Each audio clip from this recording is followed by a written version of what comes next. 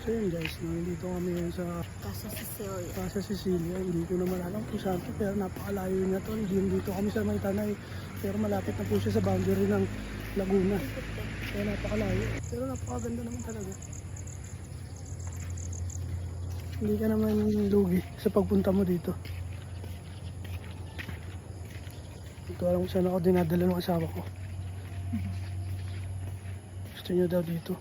Eh, ang dilim-dilim na dito. Ayan. Ayan ito guys, napakaganda.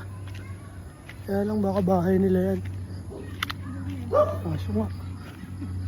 Pwede pa ba dito? Ay, may aso. Pero maganda siya. Ayan o. Ayos. Baka hindi siya pa.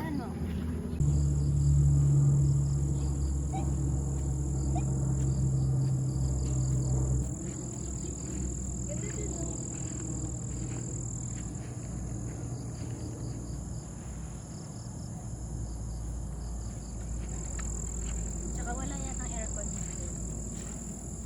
Maliit. Pero pwede ka mag-volleyball.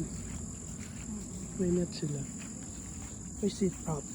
Pasok tayo sa room. Oh. Kala mo hindi pa siya nakapasok. Ito yung harap niya.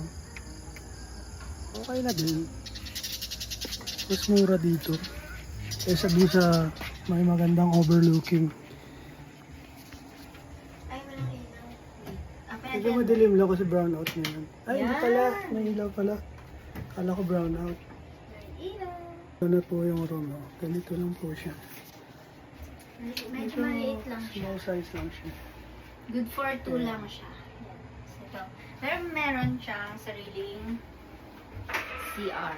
Kaya, goods. Yun ang pinili namin, may sariling CR. Kasi mahirap pag hindi mo ma-feel. CR, tapos kama, tapos pinto palabas, tapos ilaw, tapos bubong. Ayan lang yun. Okay ba guys?